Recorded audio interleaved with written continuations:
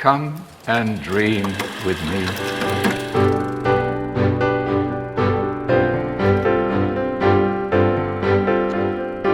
Hello and welcome to What Do You Want to Watch, the Explosion Network's premier media podcast. Every week we get together to talk about movies, TV, and online content and help you answer the question, how long would we last inside the Trojan horse?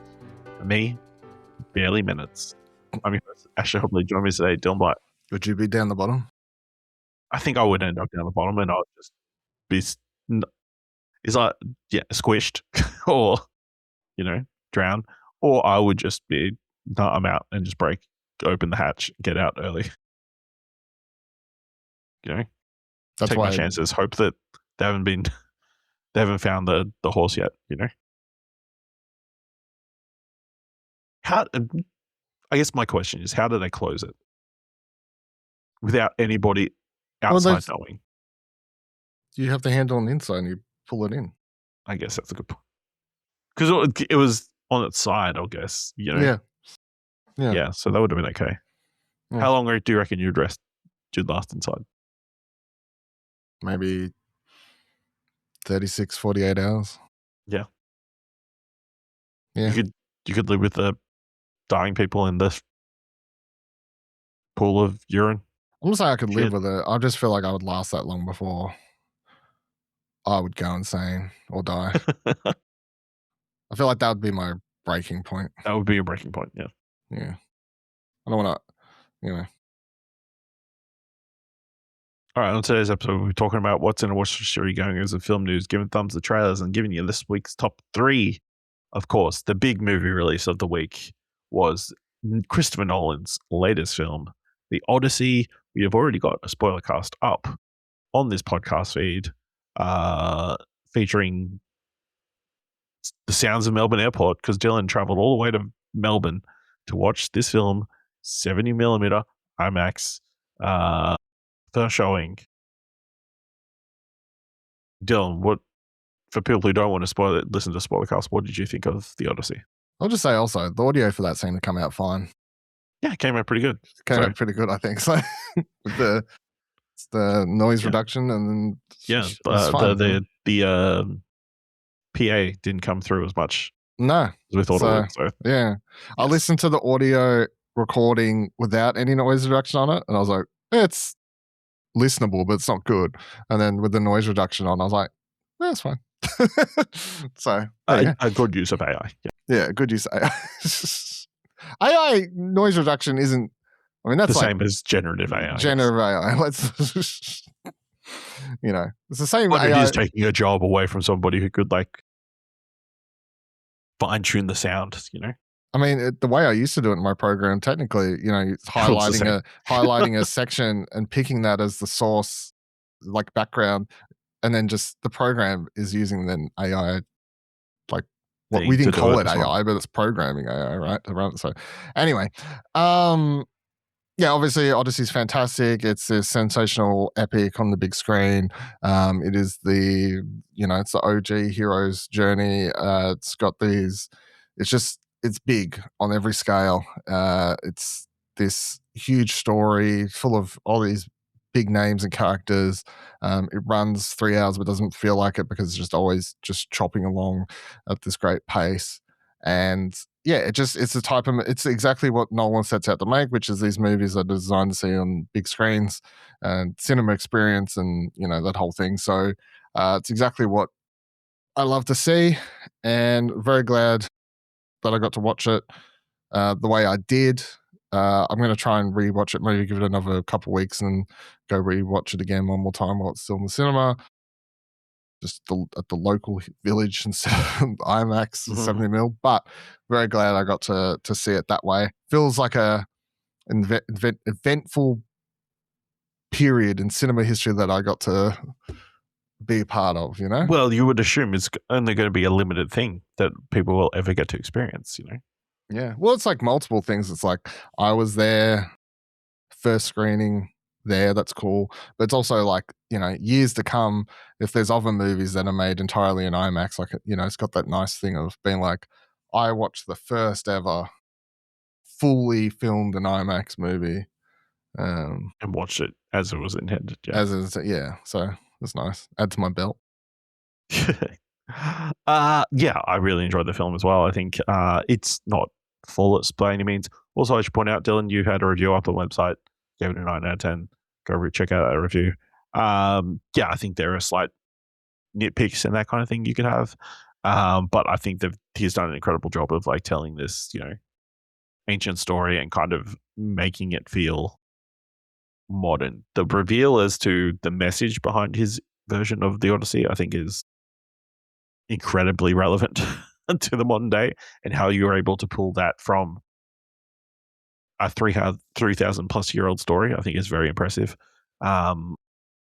Just the recontextualizing of these events in a way that I don't think has ever been explored before. I think definitely makes this movie worthwhile. Matt Damon is really great in this film. All supporting cast is really great. Tom Holland's. This is the best of Tom Holland outside of Spider-Man. It's not that there's been too many great Tom Holland performances out of Spider-Man. And Hathaway is. It's not my favorite Tom Holland performance, but it's definitely better than most.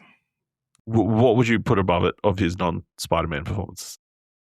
Oh, what's the movie called? Let me quickly. Can't remember the fucking name of it. It's the Lost City of Zed. Okay, that's fair. I haven't seen that one, so that's before Spider-Man. So Anne Hathaway is fantastic. I wouldn't be surprised if she gets another Academy Award nomination, but the male nominee should be John Leguizamo, who is brilliant, really surprising. I look forward to. I saw there was like a special behind the scenes thing on like Binge or something. Like they're running one at the moment, like a feature, I think. So whether that shows how they pulled off how some of this shit in this movie, because we're being told a lot of it was done practically, a lot of it done in camera, and I don't know how that's possible. The whole stuff with Cersei and the things that she does to the men who visit her, I think, is pretty grotesque, and I don't know how they were able to pull it off. And like, even I think in an interview, like Himesh Patel's like, I was there, I was experiencing it. It felt like the things were happening to me, So I was watching a thing the other day just about how they filmed the dialogues, because obviously they to film this whole movie like this, they had to build this custom made thing that, they can use it now in the future because they've got IMAX to build it. Well, it's like they had to put the cameras in these boxes because they're so loud. That was the first problem they had to overcome to film a full movie this way, so they could get dialogue. And then the second thing was, then they've got this giant camera inside of a giant box, so then it's too big and you can't, like, how do you do two actors doing dialogue scenes? Kind of stuff. Yeah, and eye lines. So then they've got these mirrors on them and stuff. Like all these things they had to. And then they're moving all of it into the middle of fucking nowhere, up massive mountains, that kind of thing. Yeah, it's crazy. So this entire production is a miraculous feat, to put it bluntly. So I guess right off the top here, obviously it has made a whole bunch of money opening the weekend at number one. Reading from Variety Open. It's a box office debut fit for a king. Christopher Nolan's action epic, The Odyssey, ignited to $124.5 million domestic in the US. That makes it the third largest opening of the year behind Toy Story 5 and the Super Mario Galaxy movie. I believe it made $250 million worldwide. Well, just on its opening weekend. Australia spin, Hoyt sent through an email before. Yeah. So, and it's not just their details, it's just PR spinning it. But so 13.4 million Australian box office, biggest opening of the year. But then the standout stat was its highest grossing opening weekend ever for a non-franchise film in Australia. So, yeah. So, opening weekend, Odyssey raked in $264.1 million worldwide, a record start for the director, ahead of The Dark Knight Rises, which made $249 million. I think worldwide, it might be one of the bigger ones of the year. So, Who drafted the Incredible Odyssey? I don't remember. Well, Was it we you don't or want to me? get into the draft because that might be good for you, good news for you now, but you got some bad news that came through this Yeah. week. Okay. Uh, I honestly can't remember who drafted the Odyssey. yes, you did draft the Odyssey Okay. in our draft. But I'll just say it here. You know, last week when we did the draft, you drafted the new J.J. Abrams film, right? Mm. Yes. Mm. Delayed to next year. Rip. Also, it says you drafted the Odyssey. Did I draft the Odyssey? Looking back at the message you sent last week, yeah. Well, that's good for me then. It is good for you. No, you had Dune 3, that's right. Yeah, so very good news all around. I guess, have you been listening to or reading much stuff about other opinions on it? And like, how has that changed your view on the film? Like, I've been listening to a few other podcasts, and they've been bringing up a lot of the other films in, like, during our podcast, we talked about how it compares to Oppenheimer and that comparison. But a lot of people have also been bringing Inception and Interstellar and the elements of those films that have kind of informed this, or they look at those films and they're like seeing the similarities, like a lot of people going home, a lot of people trying to get back to their families and that kind of stuff, a running theme throughout Nolan's work. No, I can't say I haven't read or watched anything of them behind the scenes stuff or articles about the making of the film and videos about the making of the film. I haven't dove into other people's opinion side yet. No. Okay.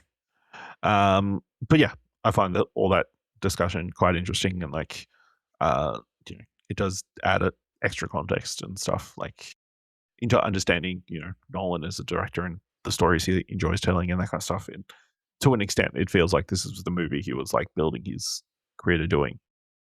And of course, that kind of is also foreshadowed with the fact that he was attached to Troy back in the day before he did Batman Begins. But then they get the other director. I can't remember who directed Troy. See, that is the important tidbit. It's Wolfgang Peterson, I'm pretty sure. Yeah, Wolfgang Peterson, that's who it is, yeah. He comes back and directs Troy. Before that, Wolfgang Peterson was attached to direct a Superman vs. Batman movie. That falls through. Nolan goes on to direct Batman Begins. And it's like a sliding doors moment, you know? And now, all these years later, eventually comes and does The Odyssey, which I guess is the sequel / you know, kind of the retelling of that story, interestingly. So yeah, I've kind of had a itch to go watch Troy. Yeah, like, it's a very different movie. Yeah, very different. Very, very different movie. But weirdly, a very stacked movie too. Like, you looked at the cast on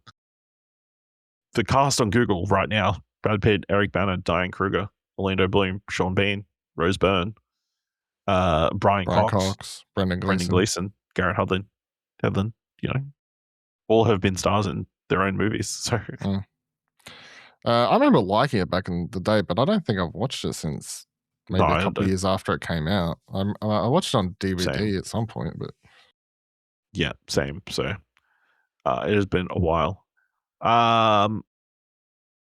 Before we wrap up talking about the Odyssey, we can't really. Back when Oppenheimer came out, we did a top 3, and we listed our top 3 Nolan movies. Does this crack the top 3? I played the 5th. It's very you need more time to sit on it? Yeah. I feel like anytime I've done that list, I would have watched every Nolan movie at least twice. When we did that list. I've only watched this once. Yeah. So okay. Give it time. Yeah, I think it's in the conversation. I'll say that. I think it's in the conversation. So, I will say I've reviewed from memory. From memory, I gave another Nolan film a 10 on the website, and I only gave this a 9. So, what, you gave Oppenheimer a 10? I don't know if I reviewed It'd have to be Oppenheimer because I don't think it would have been 10 out of 10. No, before Tenet. The fuck's it called? Dunkirk. Dunkirk. Pretty sure I gave So- Dunkirk a 10. Okay. Well, that was your number 3, coincidentally. Yeah, I mean, not to say that the review scores have to dictate Yeah. your personal rankings, but No. Okay. Very interesting. Yeah, I'm sure we'll be talking about Nolan again sometime. At some point in this podcast. But Dylan, while you were in Melbourne, you're like, I'm not going to waste my time just sitting around waiting for my plane late at night. We went and watched Evil Dead Burn, the latest entry in the Evil Dead franchise. Call of Deadites, and apparently this one involving fire. yes. Evil Dead Burn is, I mean, it's another Evil Dead movie in which it's a completely new story to a degree. It opens in the same location that Evil Dead Rise started and sees a same Deadite there, but like that film starts at a lake and then jumps off to a different location and seems disconnected to everything that you just saw. It's sort of like a prologue, whereas this one starts at the same lake with the same character and Deadite, and then follows that character to see them initiate a course of events that come to take hold in this. Basically, we meet this family who they try to add a little bit more backstory, which they do in every Evil Dead. It's like the building of the Evil Dead lore and universe is very slow and spread out within the films. They do a lot more in the Ash vs. the Evil Dead TV series as far as, I guess, lore and stuff goes. But their like grandfather is part of this cult thing that, you know, looked into the Deadites and whatever else. Anyway, the Deadites are, it's like the movie starts with them being like, if you uncover this weapon, the Deadites will come for it because they know it can kill them basically, but they can sniff it out. So they know that this family has it and they're sort of coming for them. But what happens at the start of the movie is the main character played by Sohelia Jacob. She is, her husband just died and she's attending her in-laws, I guess, post the funeral, in which her in-laws all hate her seemingly, and at least her father-in-law definitely never liked her, mother-in-law doesn't particularly like her, and you could tell that there just was not a good relationship between her and her extended family. But you also get a very good idea at the start of the movie before her husband dies that he's potentially not a great guy either, and that sort of builds throughout the film as this like tension with the family sort of boils over. Also, there is her brother-in-law played by Hunter Duhan, and his girlfriend as well, sort of. So there's like, what's that? 1, 2, 3, 4, 5 people plus Granny, because of course there's Granny. 6 people, and a dog.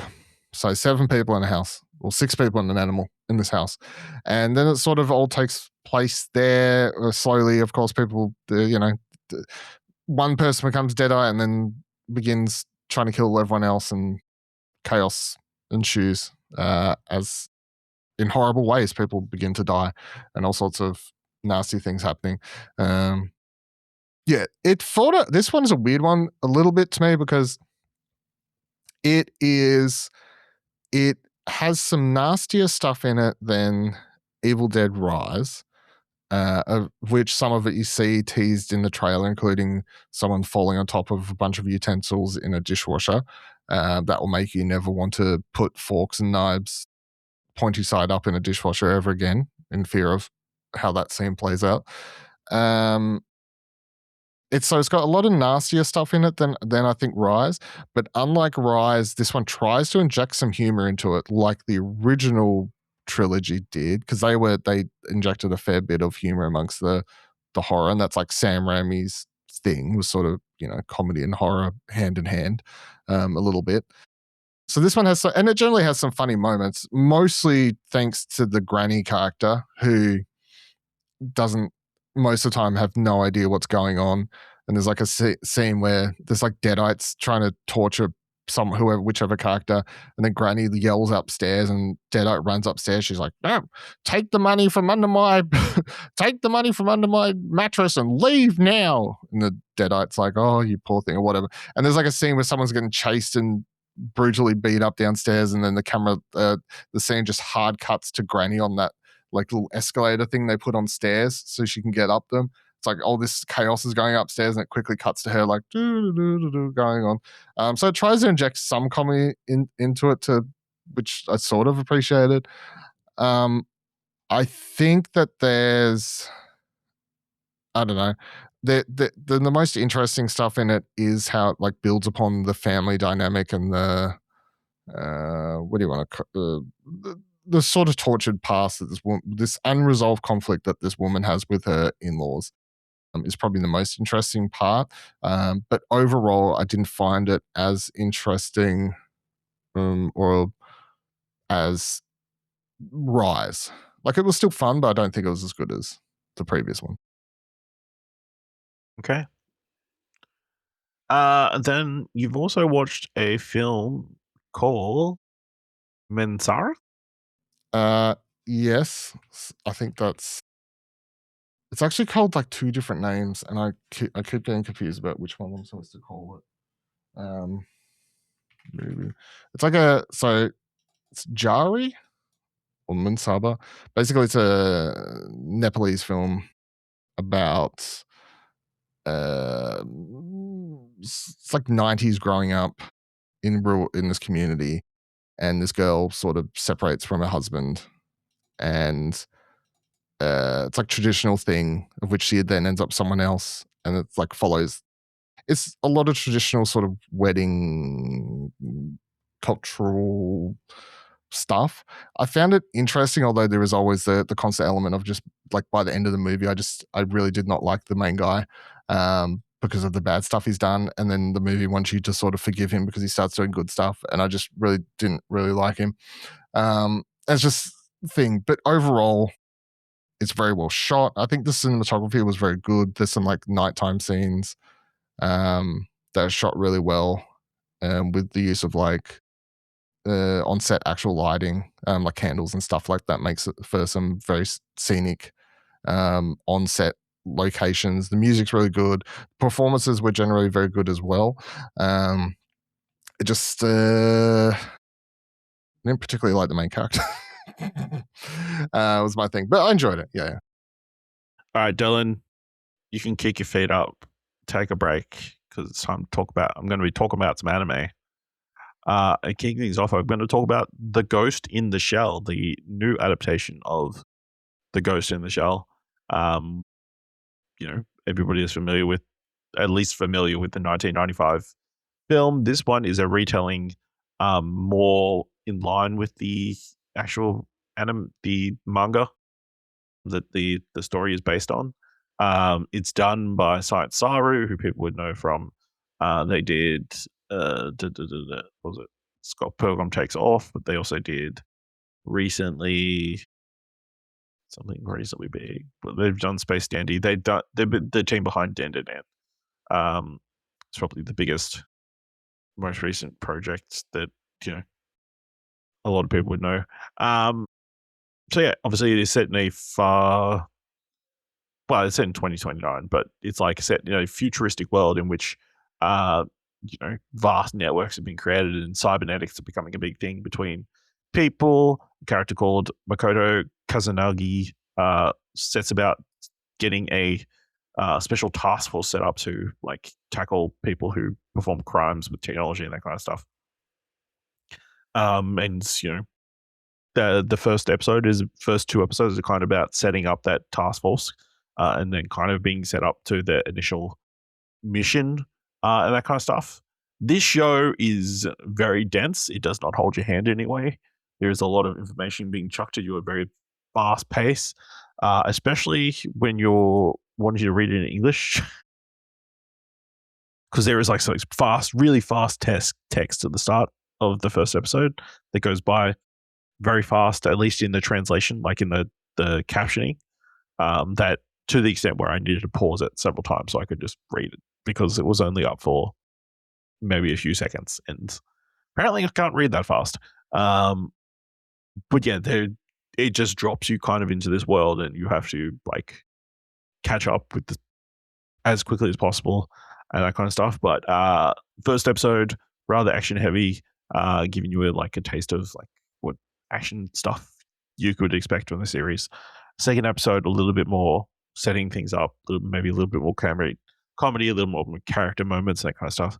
I'm enjoying it so far. I think, despite the trying to catch up kind of nation, I feel like this might be a series that will be best watched in a little bit of a binge where you can watch everything together and like kind of get into the groove of the show and like get caught up into the world rather than getting snippets each week and that kind of thing.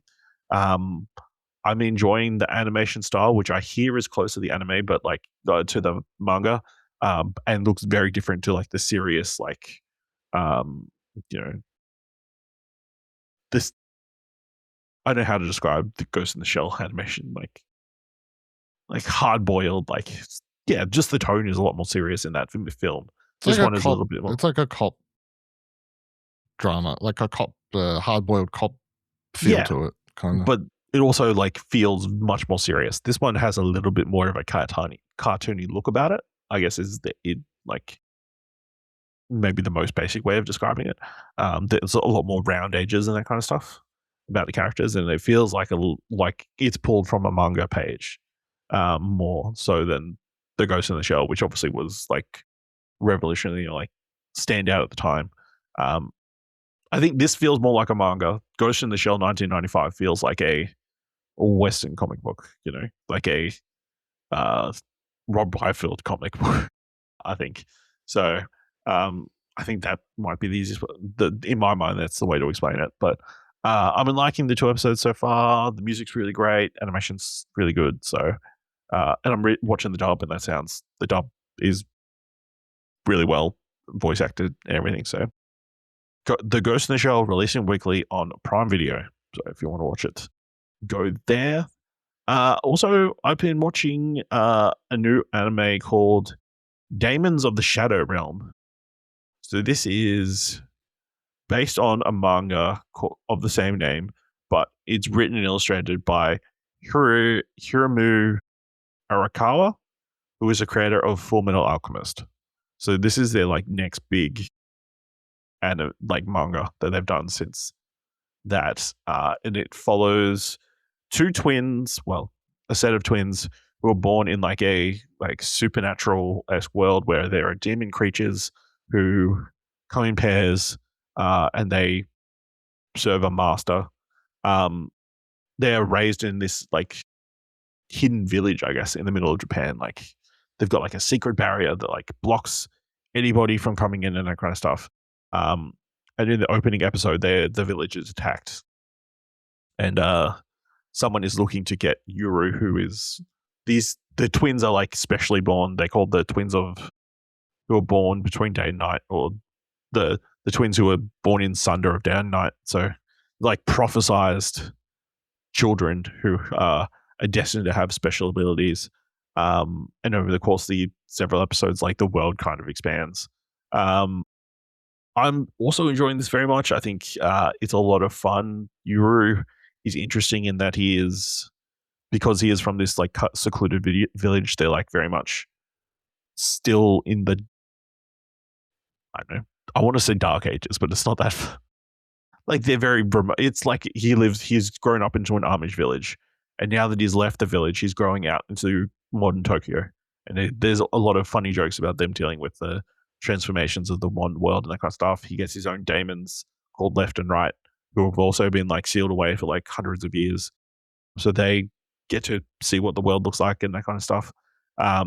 This one is much more violent, I would say, or can be more violent. There is a lot more blood than Full Metal Alchemists, at least in the first episode, where there is like a full military raid on the village and there is slaughtered people all over the place. I'm enjoying like the mythology, I guess, the building of this world, and like how daemons are used and that kind of stuff, and how there seems to be a lot of different factions and groups who are trying to get these 2 twins to like, because they are destined to have special abilities that will shape the world. They're like there's a bunch of like, each one will have like a special ability that can affect daemons in certain ways. So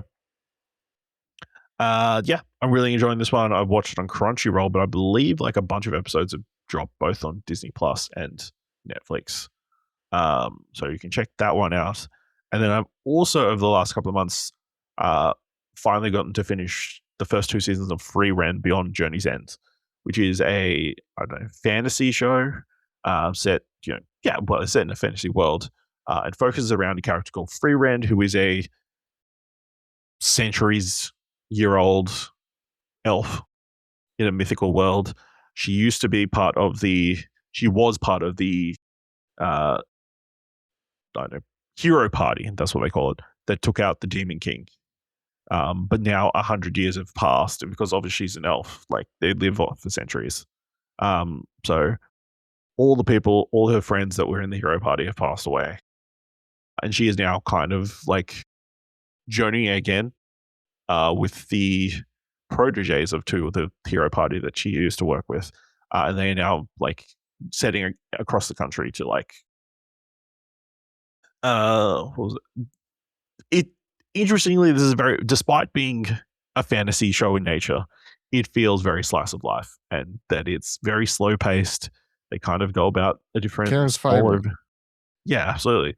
Kind of like a slower adventure. Like, they go from town to town, kind of helping people, doing kind of mundane tasks, because that's what him or the human hero and like the guy who slayed the Demon King kind of did when Frieren was with them back in the day.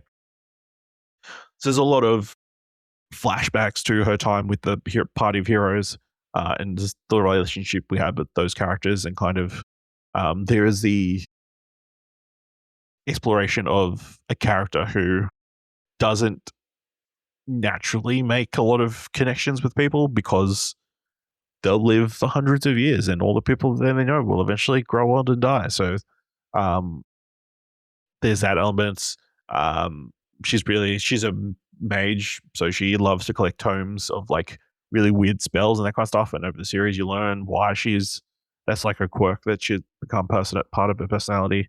But then when it does the action goes hard as well. So, yeah, Frieren, it's definitely a change of pace to a lot of the I guess shonen anime that you can go out and watch that are action heavy. It's definitely not filled with fights like Demon Slayer or Solo Leveling or something like that. But Frieren is pretty fantastic in my opinion. So really enjoyed that. I believe the 3rd season's set to premiere next year. But the first 2 seasons out now. There's 38 episodes, so it's a lot to catch up on. All right, Dylan, let's move into the mandatory Netflix. Incorrect, because I just remembered that I watched 4 episodes of an anime and only just checked into it. My God. I watched 4 episodes of Gachiakuta? I'm not sure how you pronounce it.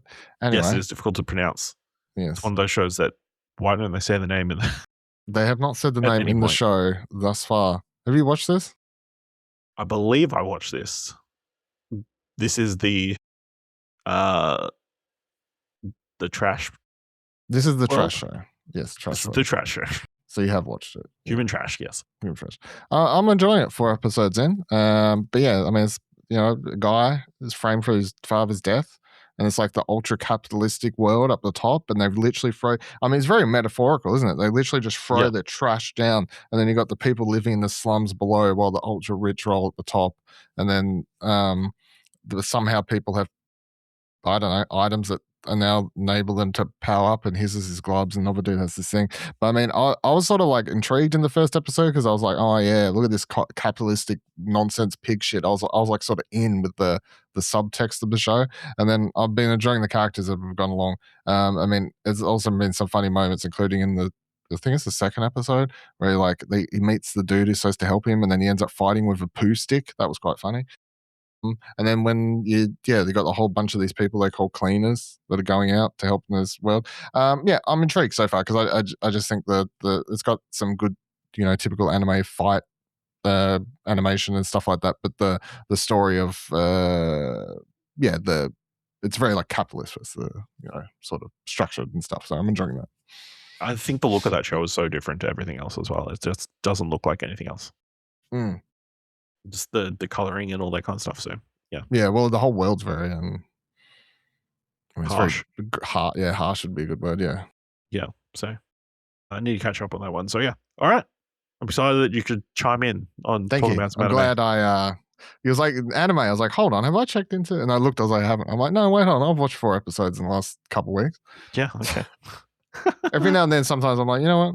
I should watch it. What do I feel like watching? I'm going to watch All an episode of anime. All right. Let's move into the mandatory Netflix segment of the show. Because Dylan, you checked out Shipwrecked. What is the subtitle? Nightmare at Sea. Shipwrecked. Nightmare at Sea. Talk to me about that. It's so this is a documentary about this the early 2010ish or something like that, where the ship sinks. Well, not sinks, it capsizes, I guess. It hits a rock and begins to start sinking with all these people on it's a cruise ship, and it's a mixture of talking head people who were on it, passengers that were part of it, and then you get some people who reported on it, both in archival and talking heads, and then footage from the event that people filmed on there. Not as good phone cameras that we have nowadays, but anyway, it makes for the footage. But yeah, it's just a really interesting story because like how it happened was just, it ends up being spoilers, but it's documentary, I don't really care. It's sort of this cause of case of American companies buying up all these big cruise ships back in the day, big cruise ship companies, because they were making so much money. They were all the rage around this time, they say. And then because of all that, they were like fast tracking people up positions on the ship, and it's like people ended up in positions where they shouldn't be, ultimately, because the need to get more of these ships running and to get in the money faster, they were promoting people, and then that's the sort of cause behind what ends up happening, how people end up crashing the boat and stuff like that. Yeah, so these people were trapped on the boat for a while. Some people died. One guy miraculously lived or survived, like hiding out in the boat for like, I don't know, 48, 72 hours or something before he was actually found. But yeah, a bunch of people died. One of the families that they talked to is this, they had a newborn baby with them that they had to do all this crazy shit with, talk about running down these hallways. And at one point, the baby like hitting its head when they slide down this part and all these things. And then they come out the other end and find out that she was pregnant. So then, they technically had 2 babies with them as they were going through this whole ordeal. Yeah, some crazy stuff. And there was about this one woman who was like a dancer or something, and then when everything started going down, her boss or whatever was like, no, get back to your position, everything's fine, we got to do this. And she was like, no, the fucking boat's sinking. They're like, no, go back there. She's like, fuck this, I quit. She like walked off or whatever. Yeah, it was interesting, and I appreciated it as a feature-length documentary, not some weird 4-episode broken up series. Still to this day, have no idea how Netflix decides which one of these things are feature-length documentaries and which ones they just break up into 4-episode things. But anyway. All right. That's everything in our watch history. Let's move on. And I mean, the world kind of stopped for the Odyssey. I think, kind of did, yeah. Very unsurprisingly. Little, shocking. Yeah, very little news. I mean, outside of imagine the week we record Arcade Couch when GTA 6 comes out.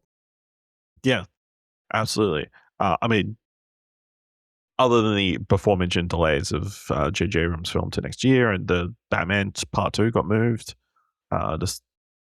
which is surprising because they only just started filming. I'll tell you the most annoying thing that happened to me.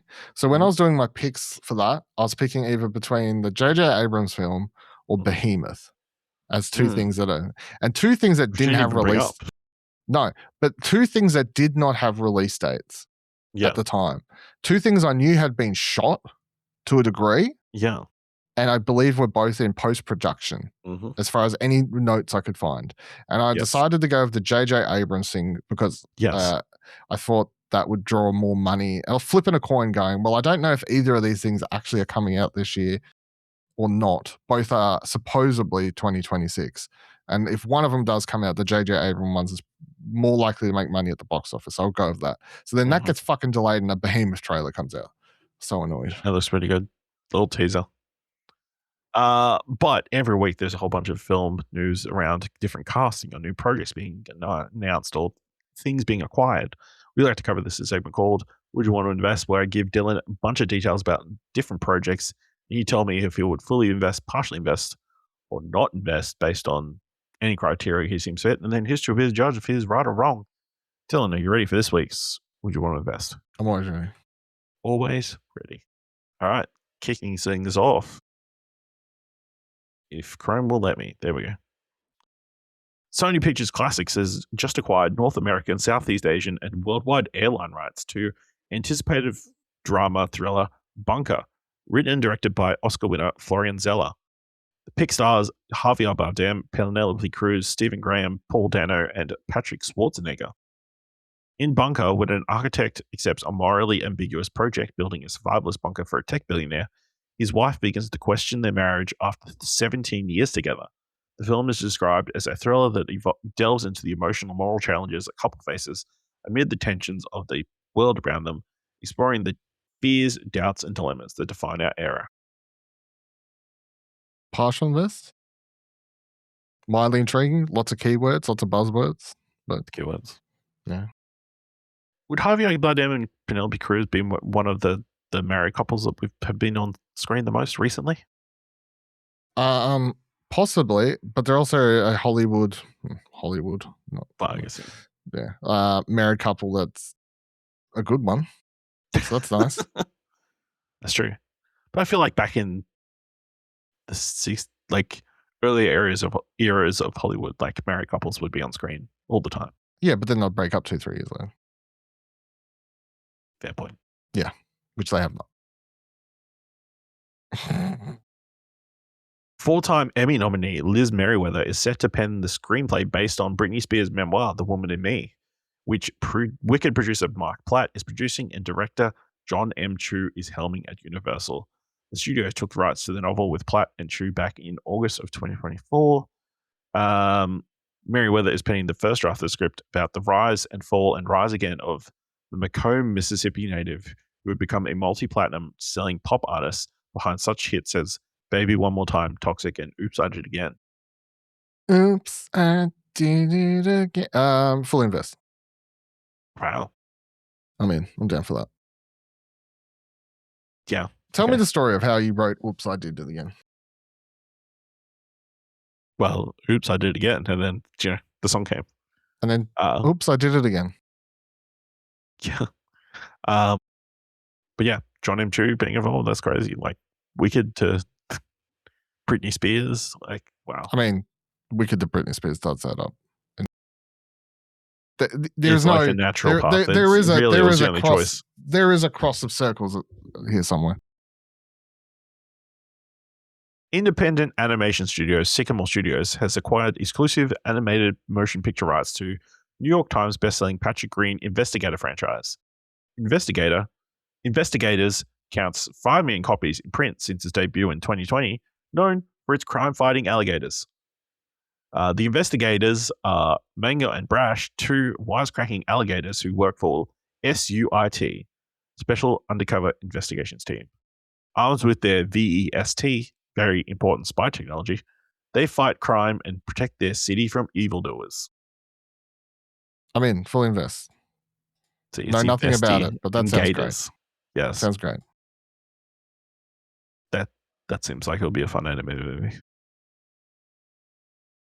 Jimmy Simpson, Ben Wang, and Zosha Mamet are among new additions to Kate Might Die, the new adaptation of Kate McKinney's cancer memoir, Boobs Gone Rogue, from director Mercedes Bryce Morgan, which has wrapped production. Others include W.B. Yao and Lauren Tom. As previously announced, Aquafina, Anthony Ramos, and Ken Jeong lead the cast. Adapted by Angela Gulner and Yuri Baranovsky, Kate Might Die is a dark comedy telling the true story of a woman who has it all until a cancer diagnosis upends her perfectly ordered life, forcing her to rely on humor and imagination to survive a crumbling marriage and overbearing family. Partial invest. I mean, slightly interesting, but also feel like I've seen it before to some degree. Would you be more likely to watch this movie if it was still called Boobs Gone Rogue? Yes. Obviously. That's a real missed opportunity there, I feel like. Julius Avery. They The went Australian. tits up with that. That's a good one. All right. Julius Avery, the Australian genre filmmaker behind titles like Overlord and The Pope's Exorcist, is set to direct a snake-themed survival thriller for 20th Century Studios. This marks the first big developments on the project. The film is called Crush. I don't know why they did not put that in the text of the article, but yeah, it marks the first big development on the project since we broke news last fall that the 20th had snapped up the hot spec from current Temple executive John Fisher. While Crush's log line is being kept under wraps, sources said that the film follows a woman hiking alone in the Everglades who wakes to find herself trapped in the crushing coils of a massive python, fighting to stay alive as every breath brings her closer to death. The pic is said to be inspired by true events and told primarily in real time. Sounds disgusting, horrible, full invest. Pass. I fucking hate snakes is the thing. And this is a true testament to every time you're like, why would anyone want to watch horror movies to watch things that scare them or don't make them feel comfortable? I fucking hate snakes. And yet you watched all those Anaconda movies. Yeah, and I'll watch that and I will not like it, but I might like it. I may dislike the experience, but I may like the movie, you know? It may make me uncomfortable. It doesn't mean it's a bad movie. But I fucking hate snakes. Snakes scare me. There's a horror reptiles. movie, you know, because people always say, I feel like it's a thing, and people say like, "Can you make Jaws today?" I don't know. If people are scared of sharks, I think Jaws is still scary. Yeah, it's like, is a snake scary? I think a snake is still scary. Mm-hmm. Yeah. So. Okay. Warner Brothers' Clockwork is rolling cameras' fall on Nasty, starring Jenna Ortega and Oscar nominee Rose Byrne. The project from filmmaker Mary Bronstein reteams her with Byrne, who received her first Best Actress nomination for the director's If I Had Legs, I'd Kick You. Nasty was a 2024 Blacklist screenplay by Isabella Jaros, and it reps the Scribe's first script sale. Nasty centers around a prodigious athlete who is battling for a spot on the Olympics gymnastic team. However, she must overcome her biggest opponent, her coach. Pass. Do a lot for me. Purge architect James DeMonico is set to direct Vigilant for Miramax. In the project, a pilot program transforms crime fighting into a cash game, rewarding ordinary citizens for capturing wanted criminals. But as the nation races towards a vote to take the program nationwide, the line between hero and hunter disappears and the country teeters on the brink of sanctioned chaos. We understand the Vigilant is in a similar spirit to the Purge. Full invest. Okay. Purge, but what if it was good? The Purge is good. What are you talking about? No, like, what if the people in the Purge were good? I mean, yeah, I guess.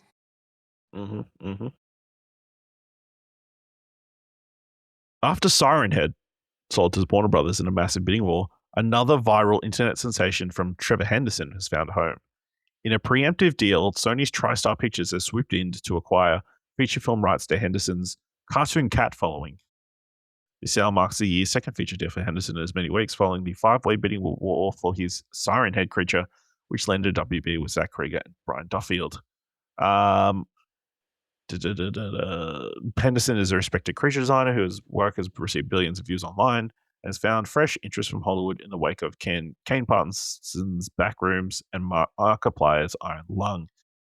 TriStar is said to be looking to hit the ground running on the filmmaker search to bring Cartoon Cat to life. The menacing cat is described as an ancient hollow rot that uses the collective human awareness and memories of old cartoons as a passageway to manifest into reality and wreak violent havoc. That was a lot of words that just came out of your mouth. Partial invests. I'm intrigued, but I got nothing for you. Need to do more research on this cartoon cat. Yeah, but I mean, I'm intrigued.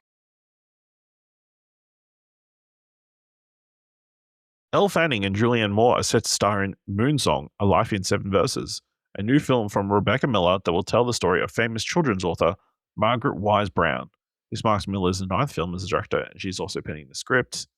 Moonsong is based on the book Margaret Wise Brown, Awakened by the Moon by Leonard S. Marcus, and tells the story of the beloved children's book author Margaret Wise Brown, whose classic books include Goodnight Moon and The Runaway Bunny, originally published in the 1940s. Given the title The Laureate of the Nursery, Brown's impact is still felt decades after, with her books being read before bed and in classrooms around the world. Full invest. I mean, Elle Fanning's on her. You know? She's on a good run. Yeah. Independent European US TV series Odysseus is being readied in the slipstream of glowing reviews for Christopher Nolan's blockbuster movie The Odyssey. Tan Weir, the Greek distributor of Nolan's films, is producing the new and unrelated TV series out of Athens with Carl Gachiakuta, Jordan Dijkstra, and Sean Finnegan of newly launched US production labeled Tectonic and US Armenian outfit USA TV. The take is described as visceral and muscular, the real Bronze Age world of blood, ships, betrayal, and characters trying to survive the era that inspired Homer's epic. The emphasis on real history lets the story collide with the wider convulsions of the age, leading up to the Bronze Age collapse, breaking the known world apart into legend. Good, I'll pass. It's funny, though. Bunch of actual Greeks are like, we're going to do this. Mm-hmm. 3 of the gang behind Severance have teamed up for a new sci-fi series for Hulu. Adam Scott, who stars as Mark Scout in the Apple series, and writers Ezra Clayton Daniels and Eli Jorne are developing a series based on the graphic novel Shifter for the Disney-owned streamer. Shifter is based on the Hatchet graphic novel by Corin Shabney, who is a consulting producer on the project. It is set in a near future where a banned cosmetics procedure lets people change their faces on the fly, creating a new underground industry of shifters who can become anyone you want for any purpose you can imagine for a fee. Rose is making a name for one as one of the best, but the more she gives to her gigs, the more she risks losing herself. Part of this? All right, final one for this week. Jimmy Tatro will officially bring to life DC's Gorilla Grodd in the upcoming Superman spin-off series from HBO Max centering on Jimmy Olsen, sources tell Deadline. While casting will add to the buzz around the project, HBO has yet to officially greenlight the series.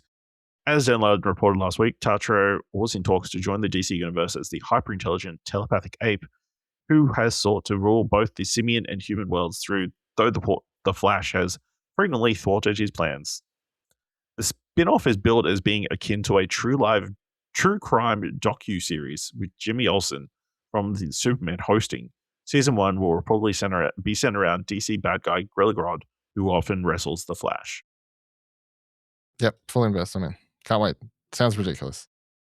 It does sound ridiculous. And it's such an odd pairing of characters. But also, the more that you can use this version of Jimmy Olsen, the better. And like having potentially having like a anthology series in which different villains, where Jimmy Olsen kind of investigates true crime style, a different villain every season. Sounds like a really good way to use the rather large rogues gallery of DC without necessarily having them focus in a movie against one villain. No, but then it's like you do this, and if people have interest, it's like you could either go back and tell the story in full or something that is covered, or go forward and use the character again, or So. This could be a potentially interesting way to set up like the Legion of Doom or something like that, like a group of supervillains. Like imagine if they did this for the Sinister Six in the Marvel universe, rather than trying to shoehorn them all into their own individual movies. That was the last one for this week. So we will wait and see how history judges Dylan's choices. History loves to judge, man. It's what history does. But let's talk about some films that are a little bit closer because they've got trailers in the thumbs for trailers. Because you can find all the trailers we're going to talk about in the show notes below. First one this week is Mayday, directed by Jonathan Goldstein and John Francis Daly, starring Ryan Reynolds, Kenneth Branagh, Marcin Dorinsky, Maria Bakalova, and David Morse. While flying a mission over Soviet Russia, an American Air Force pilot is forced to crash land his plane in the Russian wilderness as he meets and befriends a Russian carpenter who has agreed to help him escape enemy territory in the hopes to survive. Dylan, we're fans of both Day Knight and Dungeons and Dragons. What did you think of the trailer for the latest film from those directors? Full double thumbs up. I was going to say full invest. Double thumbs up. I thought it looked great. I will say Ryan Reynolds. Usually like it just doesn't do anything. I'm not a see Ryan Reynolds and get excited movie person. But then Kenneth Branagh with that ridiculous accent and that whole character fully won me over. So yes, I'm all in. I'm gonna say 1-1 now. That's crazy. And I feel like it is because of Ryan Reynolds and like There we his go. current run at the moment as like made It's just me not good. has not instilled a lot of faith. Mm. We liked Deadpool and Wolverine enough. Like we didn't love it like a lot of people, but outside of that, I don't think he's done Anything good for anything ages. memorable. Yeah. Recently. But yeah, Kenneth Branagh is what you want to come and see this for. It looks like he's going into his Taken age finally. Maybe with a few more jokes and a Russian accent. But yeah, it looks really ridiculous. I'm optimistic because of everybody else but Ryan Reynolds. But Yep. yeah, No. I feel exactly the same way, but I'm still just giving it the push to double. Mayday is coming to Apple TV Plus. Sorry, just to Apple TV. Got to get out of that habit. They got rid of that plus a while ago. They got rid of that. Get with only a the few times. months. Get with the times. It's coming to Apple TV on September 4th. The next trailer is for The Whisper Man, directed by James Ashcroft, Whisper the snobs. starring Robert De Niro, Michelle Monaghan, Adam Scott, Michael Keaton, John Carroll Lynch, Hamish Linklater, and Owen Teague. The film revolves around a widowed crime writer who, after his 8-year-old son is abducted, looks to his estranged father, a retired police detective, for help.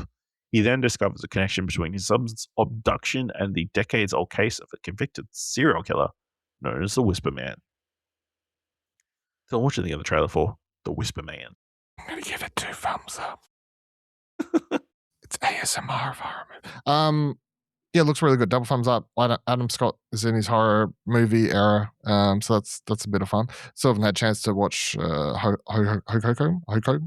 Anyway, but yeah, he's on a horror movie Sting at the moment. It's 12 months, so good for him. But this generally looks very good. I mean, it looks like a horror movie you could watch because it's more like a thriller, obviously.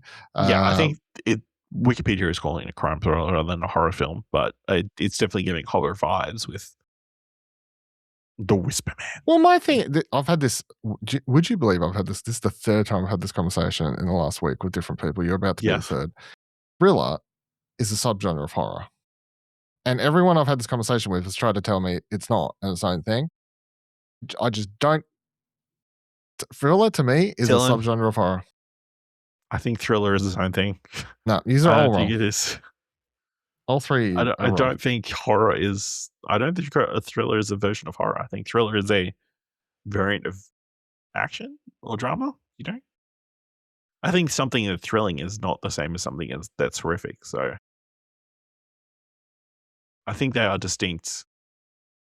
I get it. I think they are distinct enough to be separate.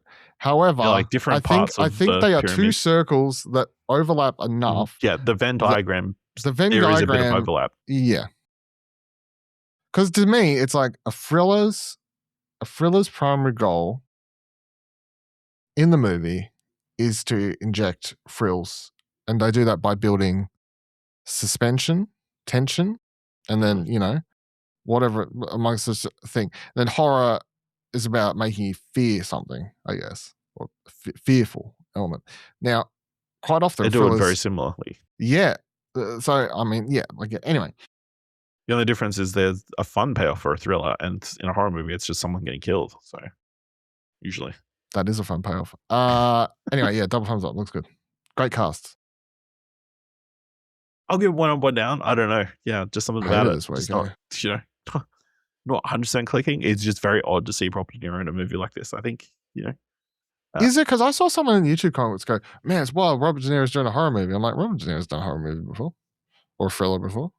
not in this Right. age, Not for a while, but I mean, not for a while. So literally, Apple's showing fucking Cape Fear at the moment. And he was in Cape Fear, not the original, Yeah. but the one that most people know. I believe that was a thriller as well. So It was a thriller. You're correct.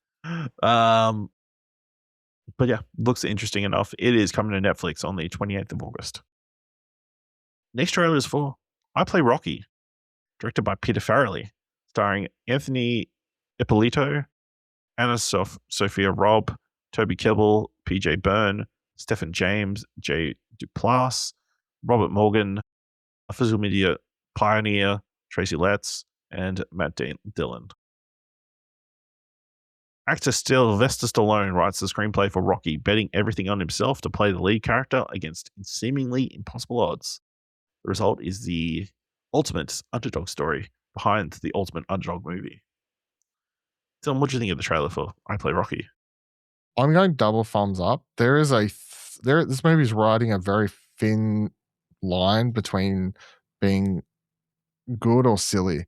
And currently, based on the trailer, I'm falling into the line of it's looking good. As someone who likes Rocky, and like the story behind it, and like appreciates that what Stallone did to it is a story of like it literally does mirror Rocky Balboa in a degree. And then he goes through obviously to get nominated for Academy Award and everything else. Spoilers. But yeah, it's crazy. He finishes the movie. Spoilers. He finishes the movie. Spoilers. It's just a wild looking movie though. Toby Kebbell's. Yeah. Anthony. I was trying to find another guy. Anthony Ippolito. Yep. There's lots of people giving me wild performances across this whole movie, is what I'll say. And I can't wait to watch it. Yeah. I also have to give it 2 thumbs up. Like, I know I distinctly remember we bringing up this up for Would You Want to Invest? Well, it sounds like a joke. It does sound like a bit of a joke. Like, the idea of the making of Rocky becoming a movie. And then, just, they do bring up Sylvester Stallone and, how he doesn't sound like everybody else and that kind of stuff. But there is just something that is very charming about this. And like, I guess it is that underdog element of like, it's a guy who had a dream. And you know what else it is? I like movies about people making movies. That genre. I mean, that is a fun genre to watch. As people who enjoy watching movies, seeing the story of movies being made is a lot of fun as well. Like you said, like there's some wild performances here. I think the one that stands out to me is Anna Sophia Robb. Like, I don't know, just maybe a little bit too perky, I guess, or like too optimistic. Too optimistic. Follow your dreams. Yeah. But yeah, looks really good. It's interesting they're like setting up this idea of like, if you fall even one day behind, we'll pull you off the movie and that kind of thing, and like setting up like these stakes. Well, they gotta have some stuff. It automatically gives. I guess, but we know how it plays out. So is there even point to adding stakes? I guess there are a small number of people who don't know the Rocky is a thing. Maybe, yeah.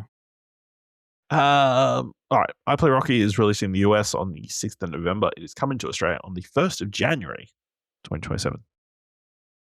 Next trailer is for The Uprising, directed by Paul Greengrass, starring Andrew Garfield, Jamie Bell, Stephen Dillane, Tom Hollander, Cosmo Jarvis, Thomason McKenzie, Johnny Lee Miller, Woody Norman, and Catherine Waterston. During the English peasants' revolts in 1381, a farmer leads the rebellion against the forces of the then 14-year-old King Richard II. Then what do you think of the trailer for The Uprising? Looks fantastic. Can't wait. Take down the monarchy. Whatever, yeah. Yeah, I'll say 2 thumbs up as well. I do enjoy Andrew Garfield's accent this film. There's just something about it that's very nice and soothing. But yeah, I mean, obviously, maybe a little bit on the nose with the rich symbolism of. Is it though, bunch or is of- it just good? I guess maybe not on the nose, but it's playing for his audience of people who are sick of having to pay tax or give their money to the rich, which is more what this is than actually paying taxes. It's just giving money to the rich people. But yeah, looks really good. I mean, I think I would be more impressed if I hadn't just seen the Odyssey in the Yeah, I guess it doesn't I help, feel like yeah. that the timing of this maybe isn't that great. Because I think I watched this trailer post watching it, like when I came home. I happened to see it. So the comparison right out the gate is doesn't really match up, but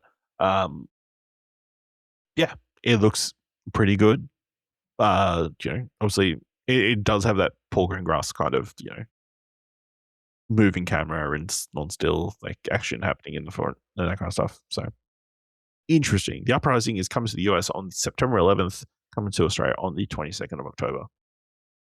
Final trailer for this week. Digger, directed by Alejandro G. Inarritu, starring Tom Cruise, Riz Ahmed, John Goodman, Sandra Hüller, Michael Stuhlbarg, and Jesse Plemons. The most powerful man in the world embarks on a frantic mission to prove that he's humanity's savior. Dylan, what did you think of the trailer for Digger? 3 thumbs up. Whoa. This shit is so good. I'm so excited for this movie. I was already pretty excited for this to the point that I drafted it because I just assumed that Tom Cruise and all the way back in January. yeah, based on nothing. On that tiny teaser of Tom Cruise dancing on a boardwalk. You couldn't even tell what he looked like. It was just shadow. But I was like, Alejandro Inarritu, Tom Cruise, that teaser. I was like, this movie is going to be something special. I sniffing it around. So then when this dropped, and I was like, this trailer is wild. Tom Cruise is doing some crazy shit. Part with John Goodman's fucking bombing the iceberg. Everything about this movie and its parody of, modern day America, well, modern day the world to a degree, but definitely modern day America is sensational, and I cannot wait. Yep. 2 thumbs up from me as well, I think. Well, from me. Sorry, you have 3 thumbs up. Looks really fantastic. It's just, the framing of every single shot is so interesting, and it is just that maybe that fraction off, and that makes it feel really good. I think is the way to describe it. There's a lot of wide shots that would normally be more close-up shots and that kind of stuff. It's almost at times almost Wes Anderson-esque, I think, in its framing. Does have a Wes Anderson vibe to it. Yes. And then Tom Cruise, wild. He's I fucking played Ethan Hunt for so long. I've never been doing these action styles. Let me do something ridiculous. And it seems to be it. Just him as an old, wealthy millionaire, trying to feed his cat and getting caught up in some sort of crazy ecological situation of his own making. So that looks really good. John Goodman, wild. Just a very weird film. I don't know if it's going to be good or bad. We'll have to wait and see. But I'm very keen to find out. Digger is coming to cinemas on the 1st of October. They did shoot. He shot as to the shooting stuff. It's going to IMAX as well. They showed the trailer prior to the Odyssey, and it does look quite good with those really wide shot stuff that you're talking about on the larger screen, on the big screen. choice. Yeah, absolutely. All right. Speaking of the Odyssey again, let's move into this week's top 3. Definitely in the top 3. Dylan, you're only as good as the last thing you've got, but we're always looking to the next thing. So this week's top 3 is top 3 suggestions for Christopher Nolan's next movie. I think is probably the best way to word it. Yeah, I just want to clarify because you always have these problems with giving me not good prompts, and then I don't give you the proper or the correct answers. And I like how your thing for this is top 3 movies that Christopher Nolan should make next, in brackets, broad or specific, which I just want to say are very different things. Certain genre, whatever. So I just want to say that broad or specific and then whatever sort of is not directing me at all. Let you go wild. You're like, Go. let me try and help get you in the right direction. I Broad, want to just specific, whatever. give ideas of what it could be something broad, it could be something specific. I read It that could while I be was at work whatever. today. I read that as work and I was like, this is the worst direction I've ever seen. Thankfully, I'm not a director like Christopher Nolan. So, Dylan, what would you suggest should be at number 3 for Christopher Nolan's next movie? Fast and Furious.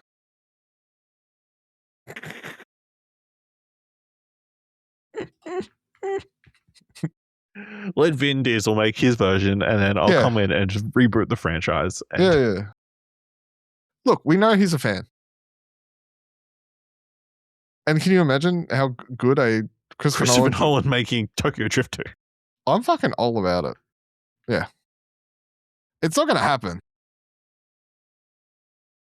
Yeah. But okay. Imagine a world.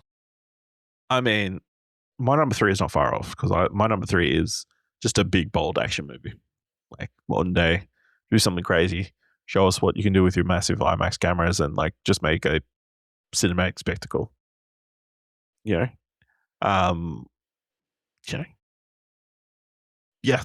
I guess you if you want to, I think you would want to try and top the Odyssey, and that would be possibly the easiest way to go Well, about that's the it. problem. Yeah. So what's number 2?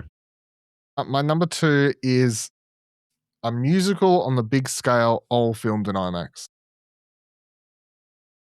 So I'm picturing modern day musical a la La La Land, highway scene and all that sort of shit. Nolan style, all filmed in IMAX. Yeah.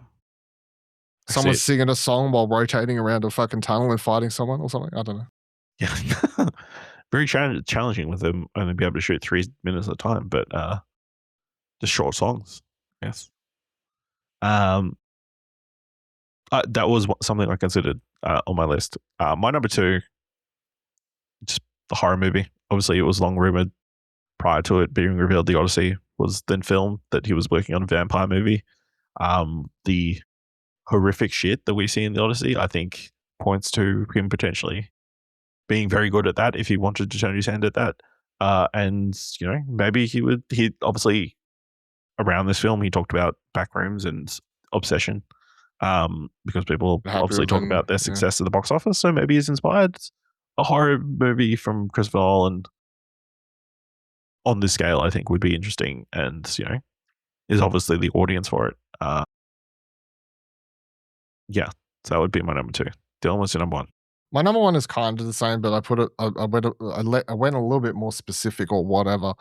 I wrote down a psychological horror movie that is smaller in scale and lets him focus on his character. So I was like, do the horror movie, but I would want him to move away. So it's sort of counteractive to my past one. I'm like, musical, all IMAX, go all in. And but my number 1 is get rid of the IMAX cameras. Let's just go back to basics and just tell a very intimate, scary horror movie. Steven Soderbergh and yeah. Just film it on a fucking iPhone or some shit. Yeah. All right, my number 1, a female-centric film. What is the number 1 criticism, even out of this film, of Christopher Nolan? Doesn't know how to do female characters. Doesn't know how to do female characters. So I feel like if he wants to cement himself, like I believe, as the greatest living director, he needs to put that to bed. I mean, it took Scorsese still has had the same criticisms for a while, but not because he didn't do female-centric movies. Just they got buried amongst all the other stuff that he did.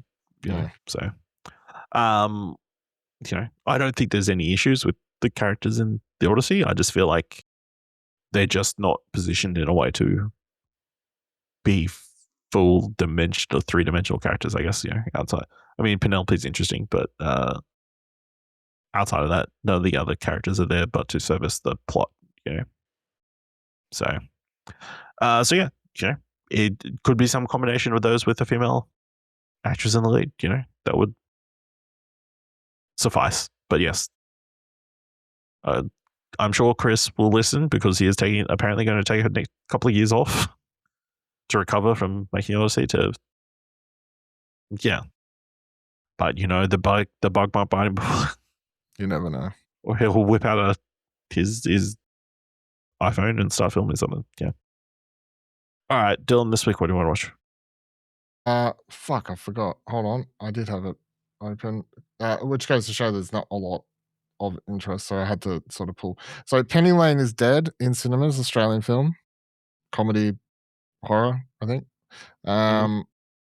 Being distributed by Umbrella, so that would be my movie pick. And then on the TV front, I would be going for New Zealand Spy season 1, which has already come out in New Zealand. However, it's arriving now for us in Australia on ABC iView, co-written by Brett McKenzie, I believe.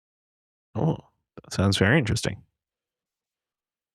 I would say on the movie front, The Dink is coming to Apple TV Plus this week, starring Jake Johnson and Australian comedy icon Aaron about pickleball. And then I don't know. I guess maybe Sure fails to save the multi-universe. It just seems like the most weird spin-off of The Big Bang Theory possible, and I'm just intrigued at the very minimum. So I'll put that in. Let us know what you want to watch this week by going to explosionnetwork.com/follow and let us know on social media. If you want to help us out here at What Do You Want to Watch, leave us a review on Apple Podcasts or on Podchaser. Leave us 5 stars and equally leave 5 stars. I'll just tell people about the show. And if you want to help us at Explosion Network with a lot of written content like Dylan's review of the Odyssey or any of our other podcasts that we do, head on over to explosionnetwork.com/support. Thank you very much for listening. Until next time, keep watching stuff, I guess.